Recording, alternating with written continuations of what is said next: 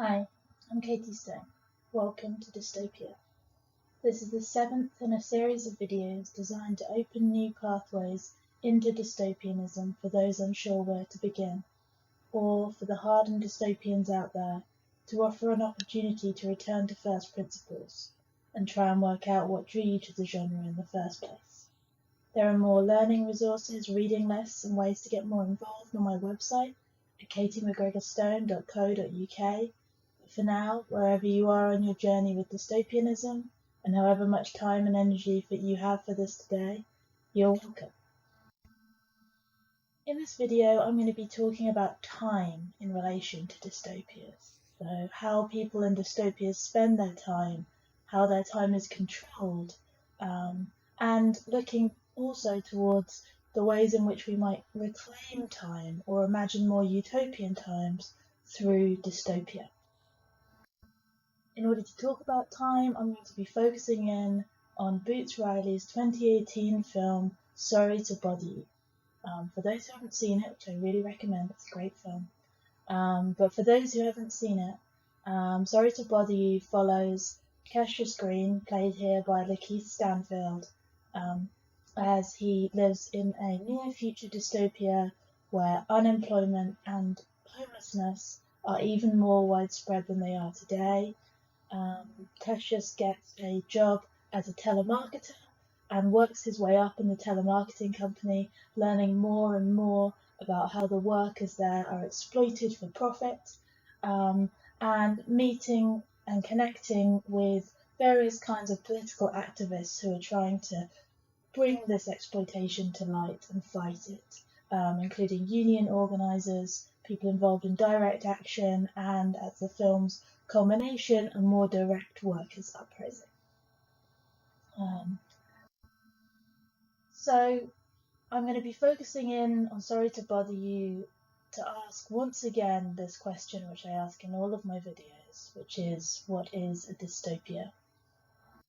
I've been using this definition from the Oxford English Dictionary to kind of ground my analysis and act as a starting point.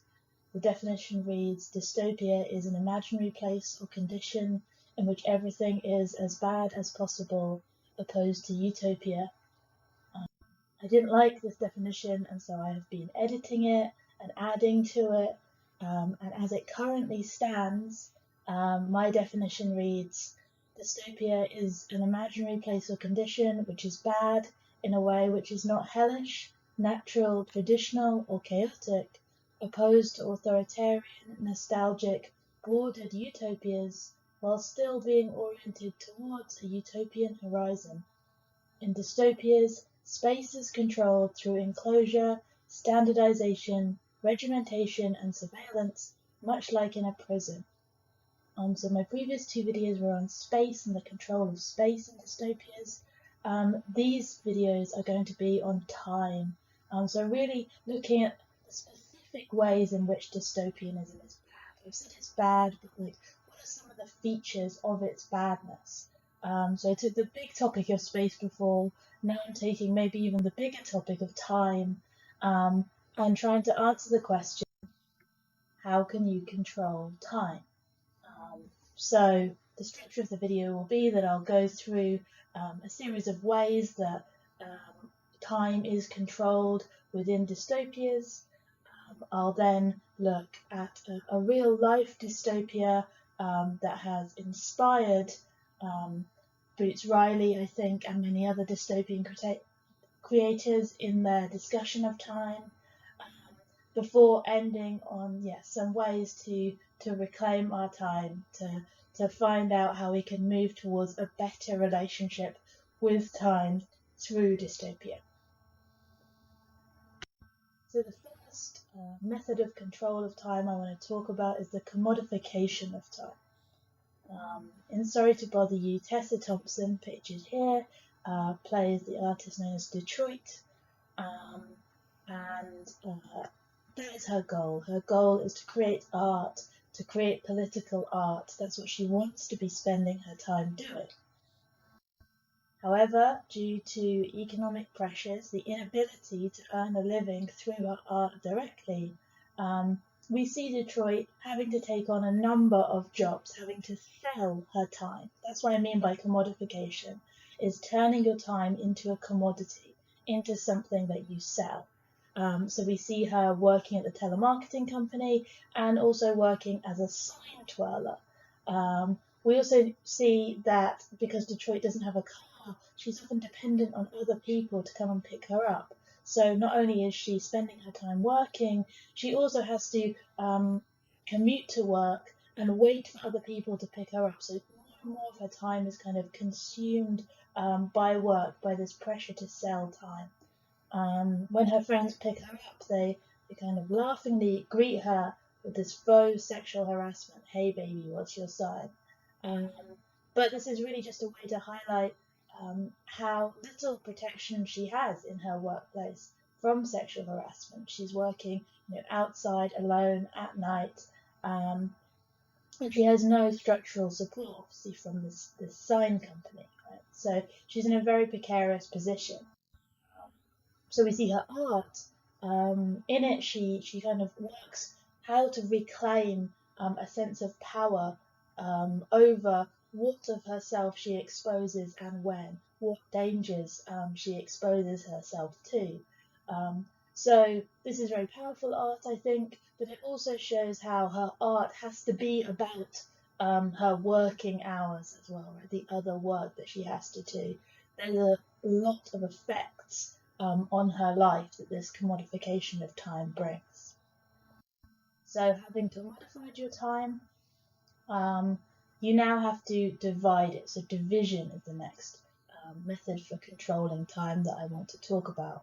We see how Cassius and the other employees of the telemarketing company have to divide their time and also their selves into a work self, a work time, and a leisure self, a leisure time, and try and keep those two selves apart. Cassius is approaching his job just with his normal persona and normal voice, and he's not getting anywhere, which is a real problem because he only works for commission. So if he doesn't sell anything over the phone, then he's not going to get paid. Fortunately for him, he's sitting next to Danny Glover. Danny Glover plays a character called Langston here, and he gives Cassius some advice on how to do well at the telemarketing company.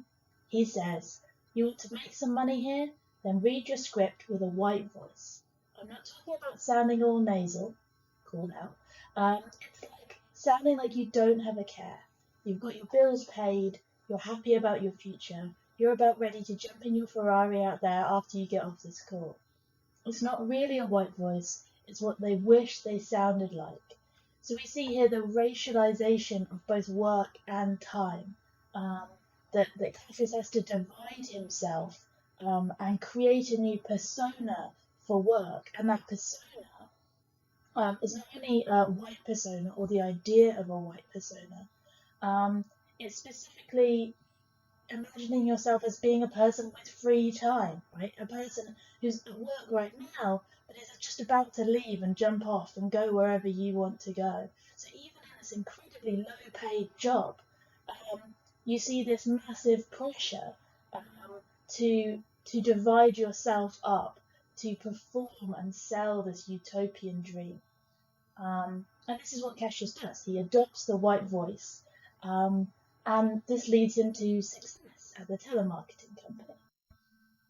Cassius is a very successful seller, and he, in fact, becomes what they call a power caller. So he starts selling more and more valuable products. And this leads us to our next form of controlling time, which I'm calling the monopolization of time. So we have this idea that you start off commodifying your time. That means that you divide your time into work time and leisure time, and that has kind of internal psychological effects. And now work starts monopolizing your time. So we see Cassius working harder and harder. His work kind of becomes more invasive. You can see him here doing a work call, a business call with someone while they're on the toilet, right? So we see work time kind of seeping out into all elements of your life. You can't even take a break while you're on the toilet. We see Cassius be promoted. And this means that he is adopting the white voice more and more. He's in increasingly white spaces among the other power callers. And he is also finds himself talking in the white voice in his regular life. So he becomes unable to distinguish his work self from his kind of real self or his previous self. And this leads to massive conflicts, both between him and Detroit, but between him and everyone in his life. He can't concentrate on the things that they're interested in anymore. He doesn't feel connected to them because he has sold his time, more and more and more of his time. So these are the elements of control of time I think we see in this dystopia. And before I end with the final method of control I want to talk about today, I'll turn briefly to the idea of the real life dystopias that I think have inspired Boots Riley in his creation of Sorry to Bother You, and in particular in his depiction of time. As Sorry to Bother You is such a near future dystopia, it's quite easy to see the real life comparisons, and I think for Riley, who is himself a labour organiser and someone very interested in labour politics, the real life dystopia that he's drawing on here is just the workplace, the capitalist workplace. So that's what I'm going to be talking about now. And I think if you want to talk about the capitalist workplace, it's good to kind of go back to the roots of theorizing capital and look at the work of Karl Marx, a German philosopher, theorist, who has, of course, the father of Marxism, which has been a hugely influential political theoretical movement. So I will be making another video where I go into more detail what Marx is arguing in volume 1 of his big book, Capital. But just very briefly here, I'm going to focus in on this idea that Marx brings up, which is the idea that the marketplace of capital has a kind of utopian promise that it massively doesn't fulfill. So there's this kind of failed utopia at the heart of capital, and that is the utopia of the marketplace. So Marx says the market is a very Eden of the innate rights of man. There alone rule freedom, equality, property.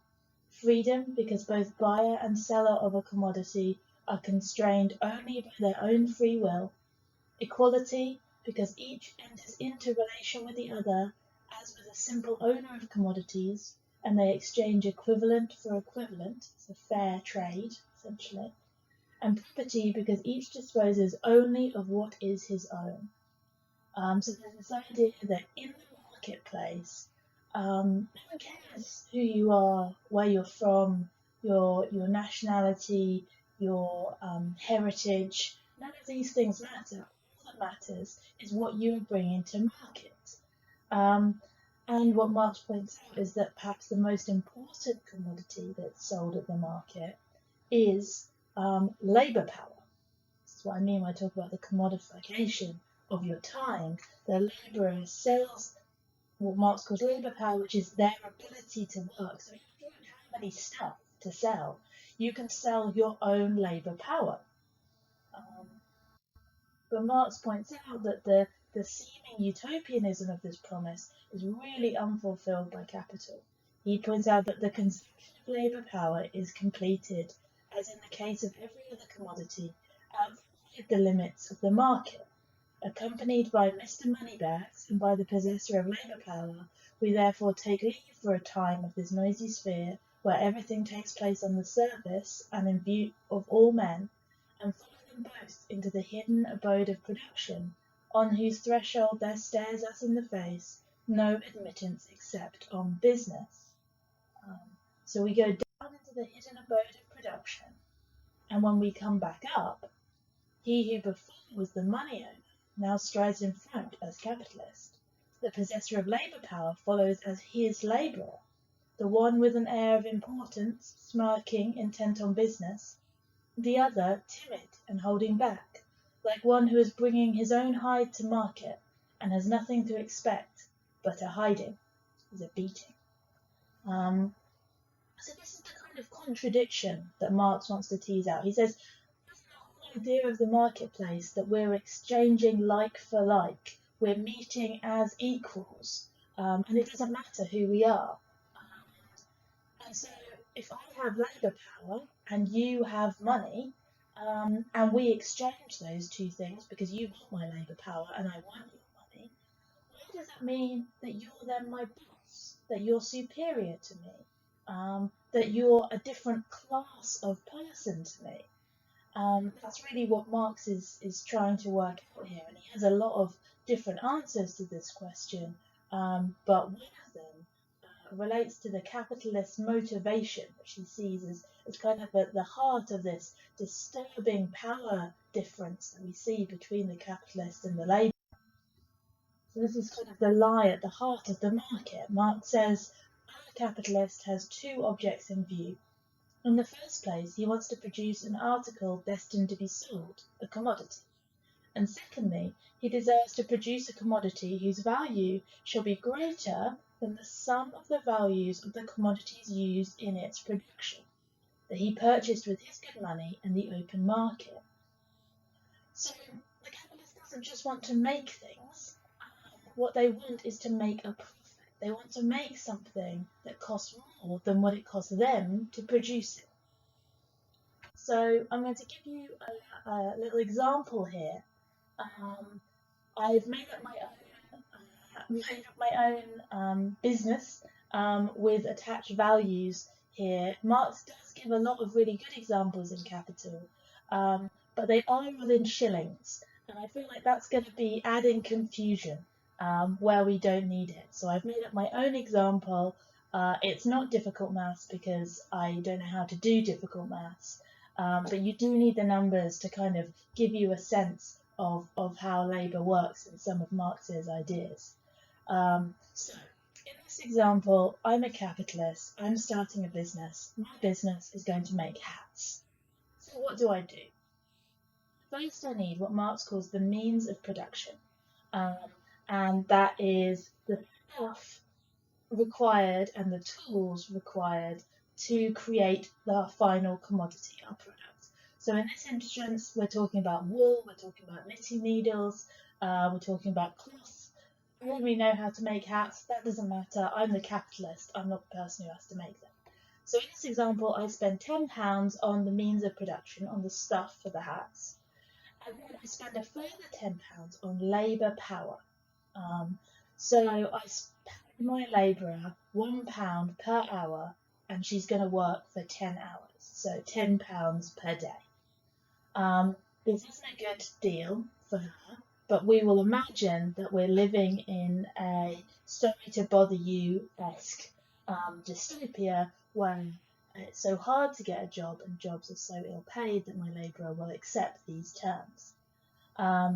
So I pay her £1 an hour, and at the end of the day she's made one hat, and that hat is worth £20.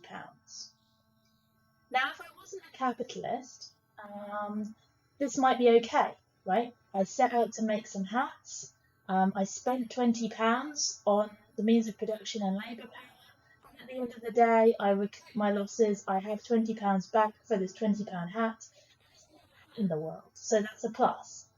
But in this scenario I am a capitalist. I'm interested in making hats, really, because what I really want is profit. I don't care if there's another hat in the world now. What I care about is making a profit. So how am I going to make a profit? How am I going to make it so that I have more at the end of the day than I did at the start of it? And you might say, I don't get to have more because I didn't do any work, right? I just spent my money on stuff and I got that money back. So that seems fair. But this is really at the heart of capitalism, right? this is what Marx is saying, is that the capitalist expects a profit, even though they themselves have done no labour. They've just paid someone else to do labour. So how am I going to get that profit? Well, one way is I could turn back to the market, the utopia of the market, and I could try and get good deals on things. So I could try and get a good deal on the means of production, on my wool and knitting needles and stuff. So I would be getting them for less than £10, and that would mean that I would be making a profit out of the difference between their value and what I paid for them. Or I could try and sell my hat for more than £20. I could try and essentially con someone into spending more money on this hat. And then my profit again would be the difference between what I paid to make the hat and what someone else would pay for it. Now, Marx says that this is a way that individual capitalists might manage to make a profit. You know, I might personally be able to corner the market on the price of hats. But he points out two things. One is that that's an unsustainable plan, right? Someone else, if I'm getting people to buy hats at greater than their value, someone else is going to come in and undercut me. So that's unsustainable. I won't be able to get good deals forever. And also, Marx points out that it doesn't explain how capital accumulates. So if I'm getting a good deal, that means that someone else is getting a bad deal. So no extra capital is being added into the system in that scenario. Right? For every pound I'm saving, someone else is spending a pound more. So again, that's how I might individually get more money, but it doesn't explain how capitalists as a class are accumulating more and more wealth over time, which is what Marx says is happening with capitalism. So what Marx says the solution is to turn to what I'm spending on labour power. Now, at the moment, in my previous model, my setup was that the means of production cost me £10, and then the labourer, over 10 hours of work, added £10 of value to what I spent on by making it into a hat, right? The means of production is worth £10, the final product is worth £20. That means that she added £10 of value through her labour. Now, in the previous example where I'm not making a profit, I just gave her all of the value that she created. That seems fair. That seems like the spirit of the utopian marketplace, right? But Marx says that is not what happens in capitalism. That is not how we work out what the labour is paid. Instead, how we work out what the labour is paid is the minimum amount that she needs to survive. So this minimum amount is going to change based on various social customs within the society that she lives in. In some places, certain quality of living is considered a necessity, and some places it's considered a luxury. But I need to pay her enough that tomorrow she can feed herself, she can heat herself, she can clothe herself, so next day she can come back into work. Now, it might be that she's not very happy. It might be, in fact, that she's getting increasingly ill. But as long as she is able to basically reproduce herself, as Marx puts it, that's good enough for me, right? So we'll work out that previously I was just giving her the amount of value she created. I've worked out that she can actually survive on 50p per hour. So for a total of £5 for her 10 hours work. So this is amazing, right? Because I'm only giving her £5 now, but she's still creating £10 worth of value because the hat that she makes is still worth £20. So that is a reliable £5 of profit for me. And this is where Marx thinks the profit lies. This is how capital accumulates, because I'm then going to reinvest that £5 into my hat making business, and so I can keep growing the amount of profit that I'm making off of my workers. And what this means for the labourer's time is that essentially she spends 5 hours of her day creating £5 of profit, and that I'm going to give her. But then she spends another 5 hours of her day essentially creating another £5 of value, and that's just my profit that's going into my pocket, right? So this is the kind of division of labour time that Marx talks about. He says the labourer works one half of the day for himself and the other half for the capitalist. And so this leads us to the final method of controlling time that I want to talk about in this video, which is the exploitation of time. So I want to introduce you to another element of Sorry to Bother You, which is the company worry-free that Boots Riley has invented. So the idea of worry-free is that people contract with worry-free, and worry-free then give them room and board, so they house them and they feed them for the rest of their life. But for all of that time, they have to work for worry-free. Now we could compare this to the company towns that we saw in Octavia Butler's Parable of the Sower, but also more straightforwardly, just to slavery.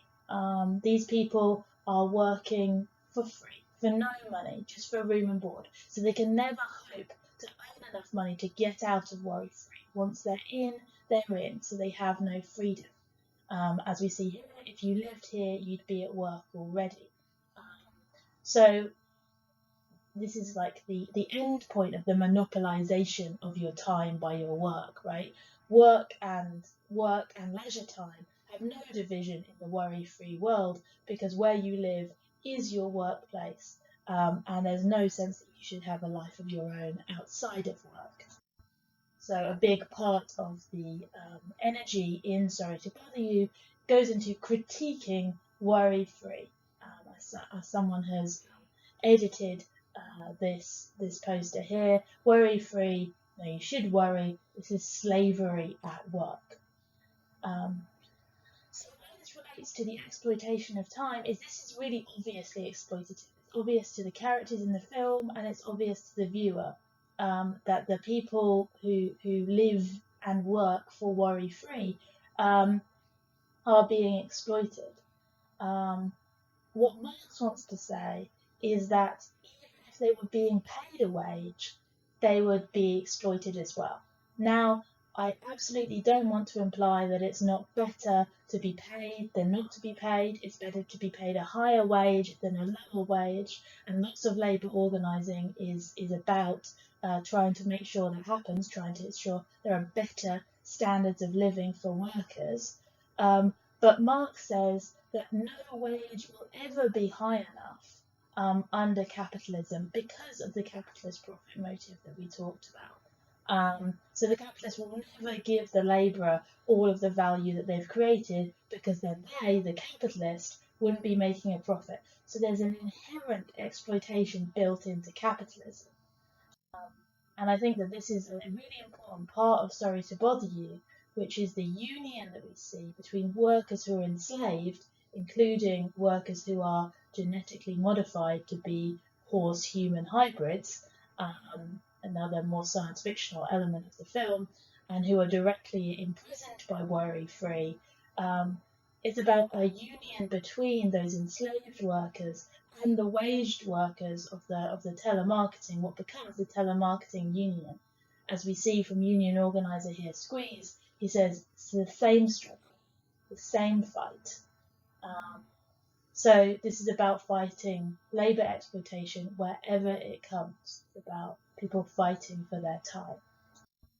So this takes us back to my definition of dystopianism, where previously when I was talking about space, I said that in dystopias, space is controlled through enclosure, standardization, regimentation, and surveillance, much like in a prison. So using that same format, I've added time is controlled through commodification, division, monopolisation, and exploitation, much like in a workplace. I'm going to end now by talking a little bit about labour organising which I've mentioned already and which Boots Riley is very involved in, but which I think is a really important way within the film and in real life that people are fighting against the dystopian control of time. This is something that Marx points out in Capital, having critiqued the commodification of time, the exploitation of time. He then gives a voice to the worker again. He says, "Suddenly the voice of the labourer, which had been stifled in the storm and stress of the process of production, rises. The commodity that I have sold to you differs from the crowd of other commodities in that its use creates value, and a value greater than its own. That is why you bought it. I demand, therefore, a working day of normal length, and I demand it without any appeal to your heart, for in money matters sentiment is out of place. You may be a model citizen, perhaps a member of the Society for the Prevention of Cruelty to Animals, but the thing that you represent face to face with me has no heart in its breast. That which seems to throb there is my own heart beating. I demand the normal working day because I, like every other seller, demand the value of my commodity." So we can see here that the struggle of the Marxist worker is the struggle for time, for a working day of a normal length. To connect this to the writing of Robin D.G. Kelley, and in particular to his book Freedom Dreams, The Black Radical Imagination. Robin Kelley is a great scholar of black political organising, and in particular labour organising. He's pointed out that black people have often been excluded from labour organising, from traditional unions, and there's often been failures on the left to recognise the importance of solidarity between black and white working class politics. In Robin Kelley's book, he gives us great history of different forms of black organising, and one chapter is about this great tradition of black labour organising and the need for solidarities when fighting against the exploitation of time. He writes, "If there is one thing all the factions of the 20th century American left share, it is the political idea that black people reside in the eye of the hurricane of class struggle. The American left, after all, was born in a society where slavery and free labor coexisted, and only skin color and heritage determined who lived in bondage and who did not. All Marxist identified groups proposed their own answers to the Negro question, so-called, and the best of them realized that this was no subsidiary interrogation. As one might expect, the best answers generally came from the Negroes themselves, the very objects of the question, who even today are rarely given their due as radical theorists. On the one hand, their answers offered profound insights into the political economy and cultures of the United States. On the other hand, the very burden of racism, nourished in a capitalist economy built on the foundation of slavery and Jim Crow, weighed like a nightmare on the brains of every generation of white working people seeking emancipation. Trying to envision somewhere in advance of nowhere, as poet Jane Cortez puts it, is an extremely difficult task, yet it is a matter of great urgency. Without new visions, we don't know what to build, only what to knock down. We not only end up confused, rudderless, and cynical, we forget that making a revolution is not a series of clever maneuvers and tactics, but a process that can and must transform us. So, those are my thoughts on Sorry to Bother You and on the dystopian control of time. As I said previously, there are more learning resources on my website at katiemcgregorstone.co.uk. But for now, thank you and you're welcome.